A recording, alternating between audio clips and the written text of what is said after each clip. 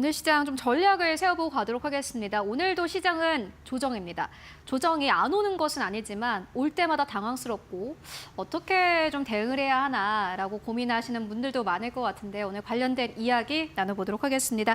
LS증권의 정다운 수석연구원 모시고 이야기 나눠보도록 하겠습니다. 안녕하십니까? 네, 안녕하십니까? 네, 정다운 수석연구원님은 저희 파이널 샷에서는 처음 뵙는 것 같은데 네. 오늘 이렇게 나와주셔서 정말 감사하고요.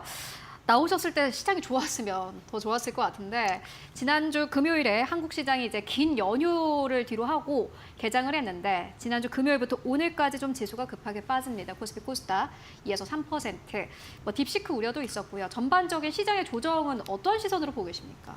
네, 어떻게 보면은 참 예정되어 있던 변동성 구간이다라고 좀 보시는 게 맞을 것 같습니다. 트럼프 대통령이 이번에도 대통령으로 좀 당선이 됐을 때부터 관세라든지 이런 무역 전쟁에 대한 우려들을 누구나 좀 예상을 하고 있는 상황이었어요.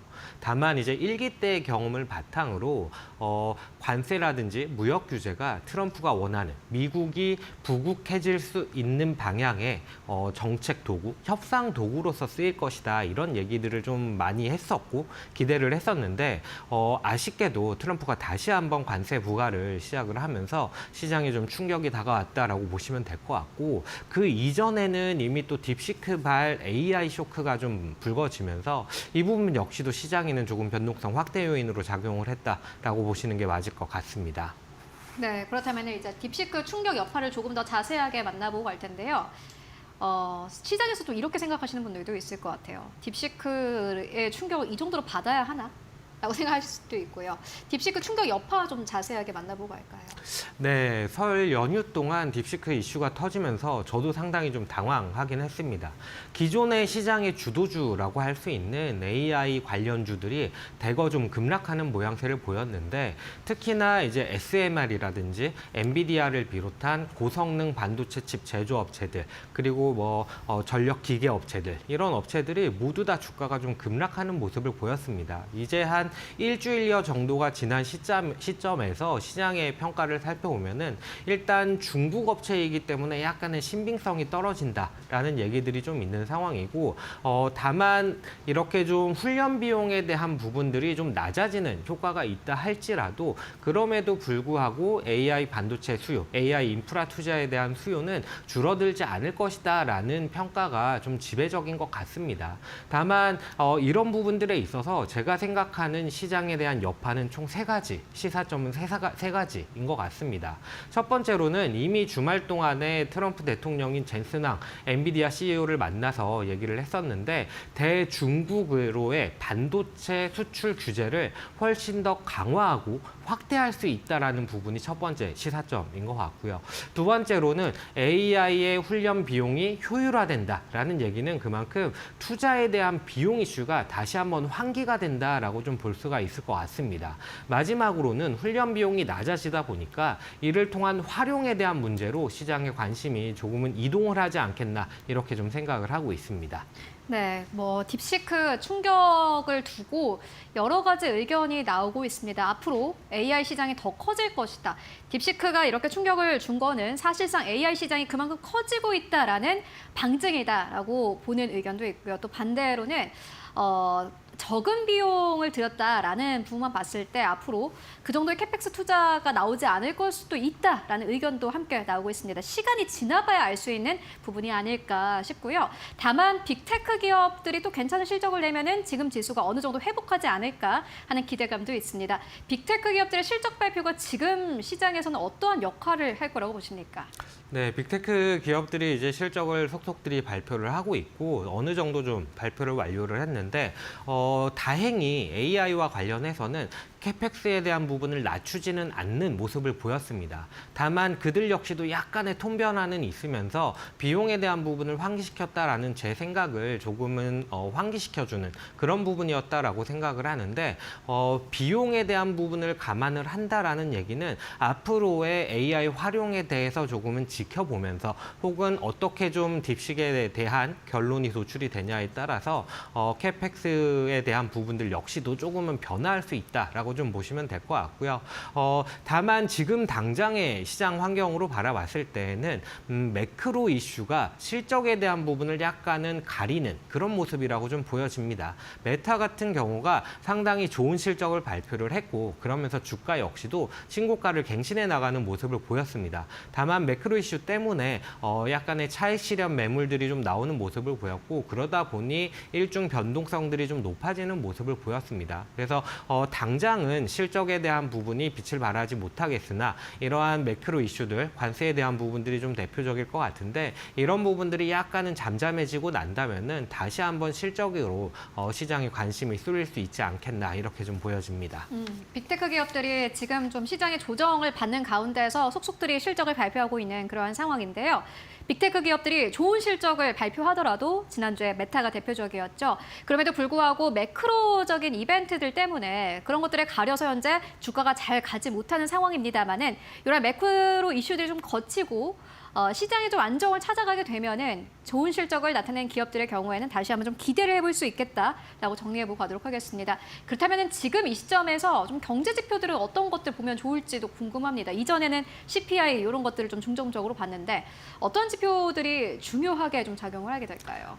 총 3가지 정도 말씀을 드리고 있습니다. 가장 중요하게 바라보는 것은 노동 생산성이고요. 두 번째로는 고용 지표, 그리고 세 번째로는 월 초마다 발표가 되는 ISM 지표, 이렇게 3가지라고 보시면 될 것 같습니다. 일단 노동 생산성에 대한 얘기를 말씀을 드리는 이유는 AI 투자에 대한 부분이 결국은 생산성을 향상을 시켰고 이렇게 생산성이 향상이 되면서 전체의 성장성이 올라간다라고 한다면은 인플레이션에 대한 우려를 약간은 덜면서 성장을 해나갈 수 있는 그림이기 때문에 생산성이 발표되면서 좀 긍정적이라면은 시장의 분위기도 약간은 좀 좋아질 수 있지 않을까라고 생각을 하고요. 두 번째로는 고용지표 얘기를 드렸는데 고용지표 같은 경우가 지난 12월 지표가 발표됐을 때 서프라이즈가 좀 크게 기록이 되면서 시장이 좀 충격을 받는 모습이었습니다. 그렇기 때문에 이번에 1월 지표가 어떻게 발표되느냐에 따라서 금리나 혹은 통화정책에 대한 부분까지도 좀 고려를 할 수 있는 부분이 있고요. 마지막으로 ISM 지표를 말씀을 드렸는데 ISM 지표 같은 경우에는 누구나 알다시피 전통적으로 상당히 중요한 지표입니다. 경기에 대한 부분들 그리고 우리나라 기업들의 실적에도 좀 연관성이 높은 지표이기 때문에 같이 좀 눈여겨볼 만한 지표라고 좀 말씀을 드리겠습니다. 네, ISM 제조업 지수까지 잘 살펴볼 필요가 있을 것 같고요. 그리고 트럼프 2기로 들어서면서 주식시장 환경이 확실히 이전보다는 좀 변했습니다. 변동성이 커졌다라고 표현을 해야 할까요? 주식시장 환경의 변화는 어떻게 보고 계십니까? 네, 상당히 불확실성이 높다라고 좀 평가를 하고 있습니다.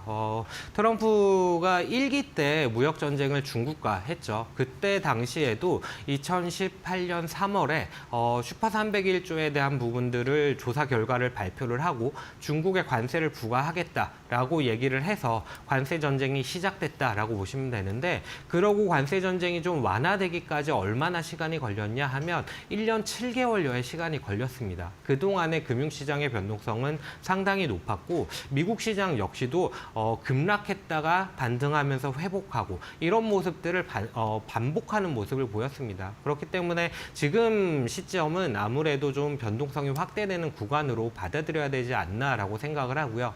다만 그럼에도 불구하고 좀 다행이다라고 생각하는 부분은 뭐냐면은 캐나다라든지 멕시코, 중국에서 관세 이번에 좀 부과하겠다라고 언급이 된 3개의 국가인데 이들 국가에서 이미 트럼프 2기 정권에서 어떤 이런 관세에 대한 제재들을 어느 정도는 예상을 하고 있었고 그에 따라 발빠르게 좀 대응을 하는 움직임이기 때문에 그래도 지난번만큼 긴 시간의 변동성 확대는 나타나지 않을 것으로 생각을 한다는 점이 그나마 좀 안도 요인이지 않을까 이렇게 좀 보여집니다.